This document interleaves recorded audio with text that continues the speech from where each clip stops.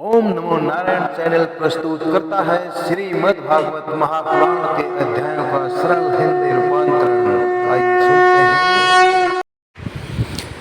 हैं। ओम नमो भगवते वासुदेवाय। अब हम श्रीमद् भागवत महापुराण के तृतीय स्कंद के 11वें अध्याय का पाठ करेंगे,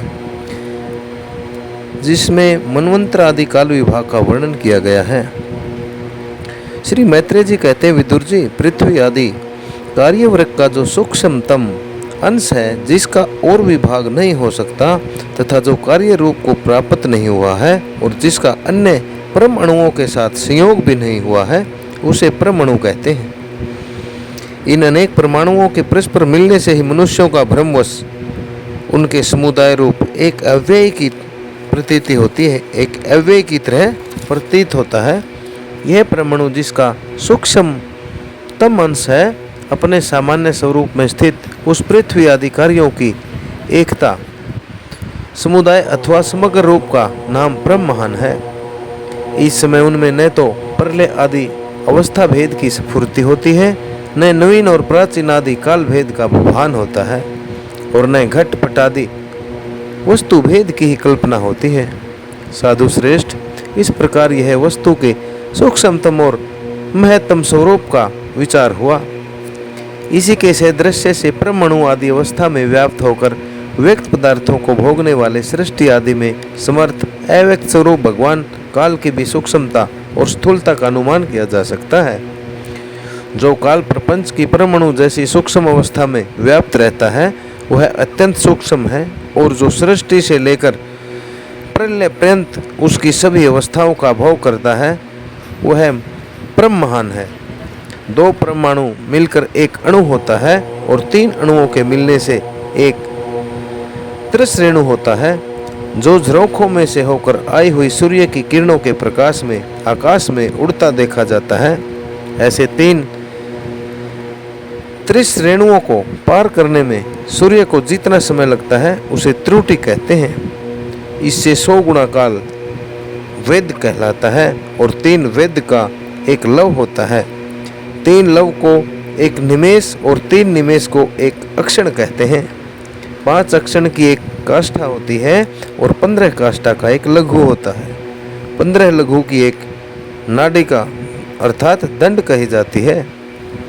2 नाडिका का एक मुहूर्त होता है, और दिन के घटने बढ़ने के अनुसार दिन एवं रात्रि की दोनों संधियों के 2 मुहूर्तों को छोड़कर 6 या 7 नाड़ी का एक पहर होता है। यह याम कहलाता है, जो मनुष्य के दिन या रात का चौथा भाग होता है। 6 पल तांबे का एक ऐसा बर्तन बनाया जाए, जिसमें एक प्रस्थ जल आसके और 4 मासे सोने की 4 अंगुल लंबी सलाई बनवाकर उसके द्वारा उस बर्तन के पेंदे में छेद करके उससे जल में छोड़ दिया जाए। जितने समय में एक प्रस्थ जल उस बर्तन में भर जाए, वह बर्तन जल में डूब जाए, उतने समय को एक नाडिका कहते हैं। विदुर जी, 4-4 प्रहर के मनुष्य के दिन और रात होते हैं, और 15 दिन रात का एक पक्ष होता है, जो शुक्ल पक्ष और कृष्ण पक्ष भेद से 2 प्रकार का माना गया है। इन दोनों पक्षों को मिलाकर एक मास होता है, जो पितरों का एक दिन रात होता है। 2 मास का एक ऋतु और 6 मास का एक अयन होता है। अयन दक्षिणा अयन और उत्तरायण भेद से 2 प्रकार का होता है। ये दोनों अयन मिलकर देवताओं के एक दिन रात होते हैं, तथा मनुष्य लोक में ये वर्ष या 12 मास कहे जाते हैं। ऐसे 100 वर्ष की मनुष्य की परम आयु बताई गई है। चंद्रमा आदि ग्रह, अश्विनी आदि नक्षत्र और समस्त तारामंडल के अधिष्ठाता काल स्वरूप भगवान सूर्य परमाणु से लेकर संवत्सर पर्यंत काल में 12 राशि रूप संपूर्ण भुवन कोश की निरंतर परिक्रमा किया करते हैं। सूर्य, बृहस्पति, सवन, चंद्रमा और नक्षत्र संबंधी महीनों के भेद से यह वर्ष ही संवत्सर, परिवत्सर, ईडावत्सर, अनुवत्सर और वत्सर कहा जाता है। विदुर जी, इन 5 प्रकार के वर्षों की प्रकृति करने वाले भगवान सूर्य ही तुम उपहार आदि समर्पित करके पूजा करो। ये सूर्य देव पंचभूतों में से तेज स्वरूप है और अपनी काल शक्ति से बीज आदि पदार्थों को अंकुरित उत्पन्न करने की शक्ति को अनेक प्रकार से कार्य उन्मुख करते हैं। ये पुरुषों की मोहवृत्ति के लिए उनकी आयु का अक्षय करते हुए उनकी आयु को घटाते हुए आकाश में विचरते रहते हैं तथा ये ही काम पुरुषों को यज्ञ आदि कर्मों से प्राप्त होने वाले स्वर्ग आदि मंगलमय फलों का विस्तार करते हैं। विदुर जी ने कहा, मुनिवर, आपने देवता, पितर और मनुष्यों की परम आयु का वर्णन तो किया। अब जो सनक आदि ज्ञानी मुनिजन त्रिलोकी से बाहर कल्प से भी अधिक काल तक रहते हैं, अर्थात त्रिलोकी से बाहर युग से भी ज्यादा रहने वाले हैं, उनकी भी आयु का वर्णन कीजिए। आप भगवान काल की गति भली भांति जानते हैं, क्योंकि ज्ञानी लोग अपनी योग सिद्ध दिव्य दृष्टि से सारे संसार को देख लेते हैं। मैत्रेय ऋषि जी कहते हैं, विदुर जी, सत्य युग, त्रेता युग, द्वापर युग और कली युग, ये 4 युग अपनी संध्या और संध्या अंशों के सहित देवताओं के 12,000 वर्ष तक रहते हैं, ऐसा बतलाया गया है। इन सत्य आदि चारों युगों में क्रमशः 4, 3, 2 और 1,000 दिव्य वर्ष होते हैं और प्रत्येक में जितने हजारों वर्ष होते हैं उससे दुगने 100 वर्ष उनकी संध्या और संध्यांशों में होते हैं। योग की आदि में संध्या होती है और अंत में संध्या अंश होता है। इनकी वर्ष गणना सैकड़ों की संख्या में बतलाई गई है। इनके बीच का जो काल होता है उसी को काल वेताओं ने युग कहा है। प्रत्येक युग में एक एक विशेष धर्म का विधान पाया जाता है।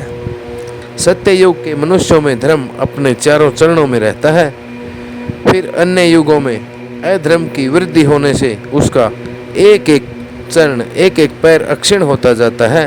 प्यारे विदुर जी, त्रिलोकी से बाहर महरलोक से ब्रह्मलोक पर्यंत यहाँ तक कि 1000 चतुर्युगी का एक दिन होता है और इतनी ही बड़ी रात्रि होती है जिसमें जगत करता ब्रह्मा जी शयन करते हैं।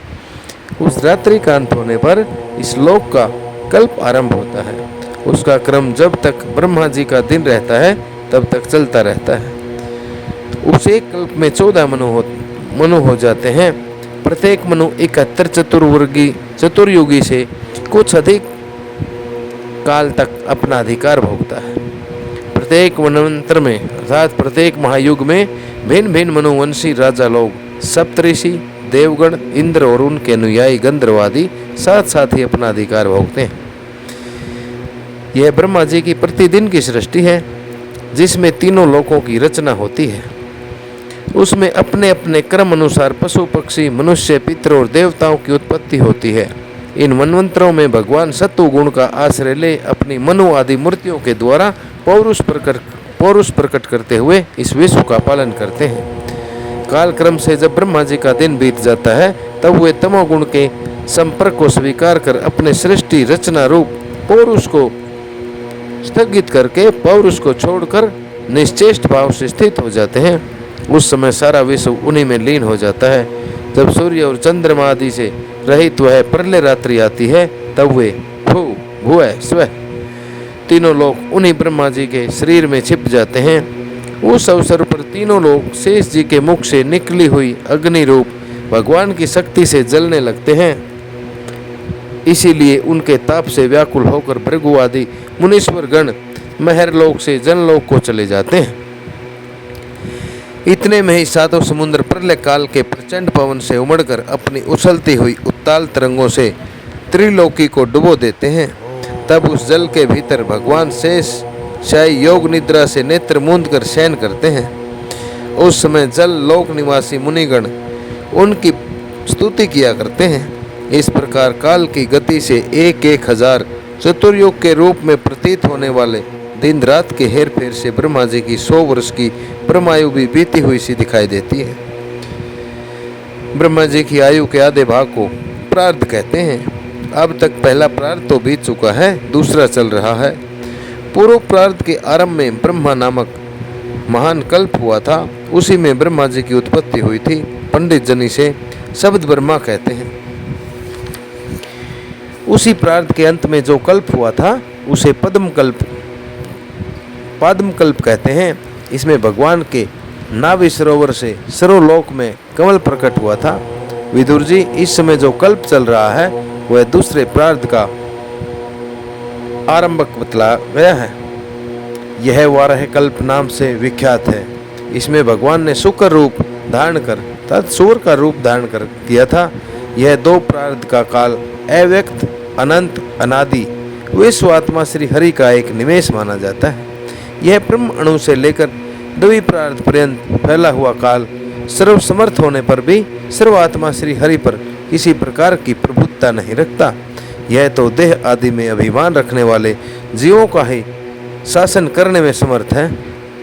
प्रकृति, महतत्व, अहंकार और पंच तन्मात्र, इन 8 प्रकृतियों के सहित 10 इंद्रियां, मन और पंचभूत, इन 16 विकारों से मिलकर बना हुआ यह ब्रह्मांड कोश भीतर से 50 करोड़ योजन विस्तार वाला है तथा इसके बाहर चारों ओर उत्तरोत्तर 10-10 गुणे 7 आवरण हैं। इन सब के सहित यह जिसमें ब्रह्म अणु के समान पड़ा हुआ दिखता है और जिसमें ऐसी करोड़ों ब्रह्मांड राशियां हैं, वह इन प्रधान आदि समस्त कारणों का कारण अक्षर ब्रह्मा कहलाता है। और यही पुराण पुरुष परमात्मा श्री विष्णु भगवान का श्रेष्ठ धाम है। इस प्रकार श्रीमद् भागवत महापुराण के तृतीय स्कंद के 11वें अध्याय का श्रवण हुआ, जिसमें मंत्र आदि काल विभाग का वर्णन श्री मैत्रेय जी ऋषि द्वारा विदुर जी को सुनाया गया।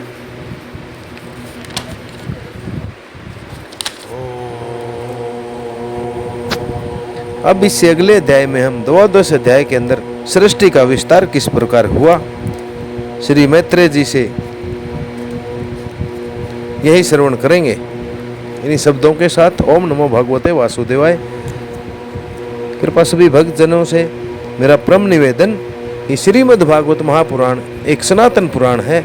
इसके प्रसार और प्रचार के लिए कृपया ओम नमो नारायण चैनल को सब्सक्राइब करें और इन मधुर कथाओं को अपने सगे संबंधियों, अपने ग्रुप्स के अंदर शेयर करके पुण्य के भागी बने।